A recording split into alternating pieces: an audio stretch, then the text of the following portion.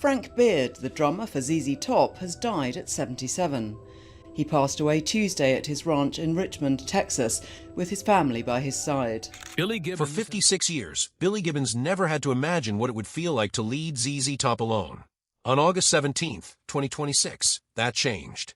Frank Beard, the drummer who sat behind the same kit since the final weeks of 1969, died in hospice care at his ranch outside Richmond, Texas, with his family close by. He was 77. No cause of death has been made public, and Fort Bend County's medical examiner's office has not released one either. What is public is simpler and heavier. The band that once defined itself by never changing its lineup for over half a century now has only one founding member left standing, and that man is Billy Gibbons. The news arrived first through Bob Morley's, the band's longtime publicist, in a short statement to reporters that landed before anything appeared on ZZ Top's own social channels. It moved fast after that, the way this kind of news always does now, but for a full day the man at the center of it said almost nothing. If you know anything about Billy Gibbons, that silence was unusual. He is a performer who has spent decades finding the right words for tributes, inductions, and memorials, a man rarely at a loss for a warm sentence about someone he loved. This time he waited. When he finally spoke, it was in a short, plainly worded statement that read like something written by a man still absorbing what had happened rather than performing grief for an audience. Gibbons said that he and bassist Elwood Francis had lost a great friend and collaborator, and that the world had lost one of the most naturally gifted drummers it had known, a true son of Texas. He described Beard's backbeat as the thing that had kept the band on top, and said the band would keep going, because that is what Beard had wanted. It is a short passage, but every phrase in it is doing work. Naming Elwood Francis in the same breath as himself was not incidental. It told fans, plainly and immediately, exactly who Gibbons now considers his closest remaining creative partner in a band that used to have three. What the statement left out mattered just as much as what it included. There was no mention of a cause of death, no funeral details, and no word on who might eventually take over the drum chair Beard held for 56 consecutive years. Those silences didn't stay empty for long, because the story of how Frank Beard got to that final chapter had been building, quietly, for a long time before most fans were paying attention. Rewind to March 2025, when ZZ Top was in the middle of a tour and the band announced that Beard was stepping away to deal with a health issue the group did not describe in detail at the time. Longtime drum technician John Douglas filled in, which was not new territory for him. Douglas has been part of the band's touring crew for more than 2 decades, and he had already proven himself once before, sitting in for Beard during a European tour in the early 2000s when Beard needed emergency medical treatment abroad. That earlier stand-in appearance was, at the time, one of the only shows ZZ Top had ever played without one of its 3 founding members on stage. Beard returned to the lineup for a stretch after the 2025 absence, and for a while it looked as though the worst had passed. But by 2026, another fill-in drummer, Michael Monahan, had begun covering select dates as well, a sign that whatever Beard was dealing with was not resolving in a straight line. Then, on August 5, 2026, ZZ Top abruptly canceled a scheduled performance at the Hollywood Bowl, one of the most visible stages in the country, citing Beard's health. For longtime fans, that cancellation landed differently than the earlier ones had. It felt less like a temporary scheduling issue, and more like a signal that something serious was underway behind the scenes. 12 days later, Beard was gone. In the days immediately following his death, the band pulled 2 more shows from the calendar, one in Salt Lake City and one in Colorado Springs, while Gibbons and the rest of the touring operation tried to regroup. Taken together, the timeline tells a story that is different from a sudden shock. It describes a slow, visible decline that the band tried to manage as privately as it could while still trying to give fans the shows they had paid for. That kind of quiet, in-plain-sight suffering, carried out mostly behind closed doors while the public only sees canceled dates on a marquee, is a pattern a lot of families will recognize from their own lives. It's also part of what makes Gibbons' insistence on continuing to tour so much more complicated than a simple business decision. To understand why Gibbons refused to let this loss end the band, it helps to go back 5 years to a nearly identical moment. In July 2021, Dusty Hill, ZZ Top's bassist since the band's earliest days, died in his sleep at his home in Houston. He was 72. The statement Gibbons and Beard released together at the time was short and clearly written by 2 men still absorbing a shock of their own. They called Hill their steadfast bandmate and said he would be missed by the legions of fans who had followed the group for decades. Within days, longtime guitar technician Elwood Francis stepped into the bass role, and the band played its first show without Hill in Tuscaloosa, Alabama, with Gibbons telling the crowd that Hill himself had asked for exactly this, for the band to keep going. What tends to get left out of that story is what it actually meant for Frank Beard, the man standing beside Gibbons through it. He had just lost a bandmate of more than 5 decades, someone he had played alongside in Texas blues bands years before ZZ Top existed at all, and he had to keep drumming through that grief while also helping hold Gibbons together. That is a kind of double duty that rarely gets discussed when people talk about how gracefully the band handled Hill's death. A man burying his own loss just enough each night to keep performing, while quietly propping up the one original bandmate he had left. Now, 5 years later, there's no Frank Beard left for Gibbons to lean on, and no Dusty Hill either. Gibbons is the only original member left of a band that spent 56 years defining itself by loyalty and continuity.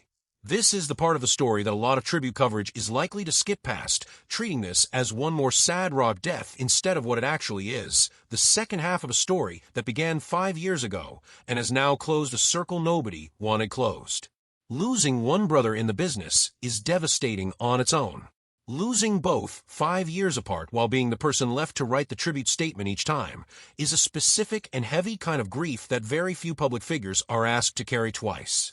To understand how a man carries that weight twice and still walks out on stage, it helps to go back to how this brotherhood started in the first place, because it almost didn't happen at all. Frank Lee Beard was born on June 11, 1949, in the small town of Frankston, Texas, and grew up in Irving, where he attended Irving High School. Long before ZZ Top existed, he was already deep in the Texas blues and garage rock circuit, playing alongside a young Dusty Hill in a string of bands most people have never heard of, including American Blues, the Warlocks, and the Cellar Dwellers. Beard and Hill even spent a stretch touring as part of an unauthorized American version of the British band The Zombies, cashing in on a name that was not theirs to use, a strange but not uncommon practice in that era of the music business. It says something about how road-hardened Beard already was by the time fame eventually found him. Billy Gibbons had his own earlier taste of near stardom fronting a psychedelic band called the Moving Sidewalks, which built a following in Houston before its members were drafted or drifted apart. By the final months of 1969, Gibbons was a talented guitarist without a steady rhythm section. It was Frank Beard, not Gibbons, who first suggested that Gibbons audition Dusty Hill for the new project. Without that suggestion, the classic three-man lineup that lasted 56 years might never have existed at all. Gibbons has said that the moment he heard Beard play, he knew almost instantly that he had found the drummer he was looking for, someone who played with real fire and conviction. The three of them signed with London Records, and in January 1970, they released ZZ Top's first album. The band's real breakthrough came 2 years later with Tres Hombres and the song La Grange, and from there ZZ Top became one of the defining acts to come out of Texas. By the late 1970s, ZZ Top had become one of the fastest rising bands in the country, and with that success came the kind of money and access that has destroyed plenty of musicians of that era. Beard has spoken candidly in a 2019 documentary about the band's history called That Little Old Band from Texas, about struggling with substance abuse during those years, a battle serious enough that the band made the difficult decision to go on hiatus in the early 1980s, specifically so he could get help. His bandmates reportedly told him to take whatever time he needed. Beard entered treatment, and he returned to the band sober, a state he maintained for the rest of his life. Stories like that from that era of rock rarely end in recovery at all, which makes the 4 decades of sobriety that followed feel less like a footnote in his biography and more like the actual achievement underneath the music. Not long after getting sober, Beard married Debbie Meredith in 1982, and the two of them built a quieter life together than the band's wild reputation from the 70s and 80s would ever have suggested was possible. He is survived by his wife and 3 children. For years, he lived on a ranch in Richmond, Texas, the same property where he would eventually spend his final days, surrounded by family rather than fans or cameras. That contrast between the private man and the public image matters because so much of what audiences knew about Frank Beard came filtered through sunglasses, stage lights, and the same handful of songs played thousands of times across 5 decades. The quieter version of the man, a scratch golfer well known locally on the Texas amateur circuit, someone who reportedly took up drumming as a teenager largely because he'd noticed the reaction the Beatles got from girls in the crowd, rarely made it into the public record at all. By the 1980s, the trio had already reinvented itself once, moving from the raw blues rock of its early records into the synthesizer-driven sound that defined 1983's Eliminator. That album, later certified diamond for U.S. sales, turned songs like Gimme All Your Lovin', Sharp Dressed Man, and Legs into inescapable early MTV staples, built around a visual identity almost as recognizable as the music itself. Three men in matching sunglasses and hats, two of them buried behind waist-length beards, standing beside a customized hot rod that became nearly as famous as any of them individually. There's a running joke that followed Beard for his entire career, built right into his own name. He was the only member of ZZ Top who never grew a beard, wearing at most a mustache through most of his life. Gibbons has leaned into that joke in interviews for years, admitting good-naturedly that nobody in the band could ever quite explain how a man named Beard ended up playing drums between two guitarists with beards down to their chests. Even after the band's final studio album, La Futura, arrived in 2012, ZZ Top kept touring for well over a decade on the strength of songs written decades earlier, proof that audiences weren't simply nostalgic for a moment in time, but genuinely invested in three specific musicians continuing to show up together. None of that identity, visual or musical, can really be separated from Frank Beard specifically. He wasn't an interchangeable drummer, keeping time in the background. He was one-third of a very particular chemistry that took decades to build and cannot simply be replicated by hiring someone with comparable technical skill. There is one person who has now stood beside Billy Gibbons through both losses, and his story deserves more attention than it usually gets. Elwood Francis spent decades working as Gibbons' personal guitar technician, tuning instruments and managing gear from just off stage, long before most fans outside the crew knew his name. When Dusty Hill died in 2021, Francis was the natural choice to step into the bass role, not because of star power, but because he had spent years absorbing the band's rhythms and habits from close range, learning the songs from the inside rather than studying them from a distance. 5 years later, when Gibbons finally spoke publicly after Beard's death, Francis was the only other person named directly in that statement, referred to simply as part of the we who had lost a friend and collaborator. That detail alone shows how far Francis's role has evolved since his days working quietly behind the scenes. He is no longer a hired replacement filling a gap left by someone else. He has become the person Gibbons leans on through both of the worst moments this band has ever faced, arguably the closest thing to a remaining creative partner that Gibbons has left. Within hours of the announcement, tributes began arriving from corners of the music world that had nothing directly to do with ZZ Top, which says something about how far Beard's influence actually reached over 56 years behind the kit. His playing is stitched permanently into songs that most classic rock listeners have heard hundreds of times without necessarily knowing his name: La Grange, Tush, Sharp Dressed Man, Gimme All Your Lovin', and Legs. The band's place in music history had already been formally recognized in 2004 when ZZ Top was inducted into the Rock and Roll Hall of Fame. Compare the outpouring after Beard's death to what happened after Dusty Hill's passing in 2021, and the pattern becomes hard to ignore.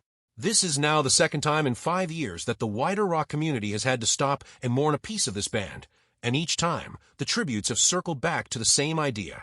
That ZZ Top represented something increasingly rare in modern music: three men who stayed together, stayed loyal, and never let fame pull them apart. Gibbons' statement made his intentions clear. The band is going to keep touring, and he described that decision as honoring exactly what Frank Beard wanted. If that sentence sounds familiar, it should, because it mirrors almost word for word the choice Gibbons and Beard made together after losing Dusty Hill 5 years earlier, when they decided that stopping the band would have felt like a second loss stacked on top of the first. Elwood Francis remains in the lineup on bass, and as already noted, Gibbons specifically named him in his tribute, a small detail that signals just how central Francis has become to Gibbons personally.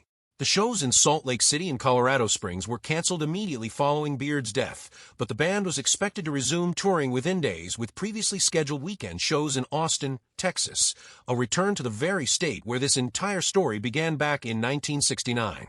There is something quietly striking about that detail, a band born in Texas returning to Texas soil to play its first shows carrying the weight of an entire lineup's history on two remaining shoulders. What remains genuinely uncertain, and it's a question almost no official statement has addressed directly, is who permanently takes over the drum chair Beard held for 56 consecutive years. Unlike the transition after Hill's death, when Elwood Francis was already waiting in the wings as a longtime member of the touring crew, no permanent replacement drummer has been named. John Douglas and Michael Monaghan have both filled in during emergencies over the years, and some fans have speculated online about whether Monaghan might get the permanent nod given his recent stand-in work, though nothing has been confirmed. That leaves one of the most storied drum chairs in rock history technically open for the first time in 56 years. Billy Gibbons is now the only original member of ZZ Top left standing, and he is still choosing to walk out on stage rather than let the band's story end in silence. Whatever comes next for ZZ Top will be written in his voice alone, shaped by two losses that came 5 years apart, but that, in the end, tell one continuous story about a friendship that outlasted almost everything the music business could throw at it.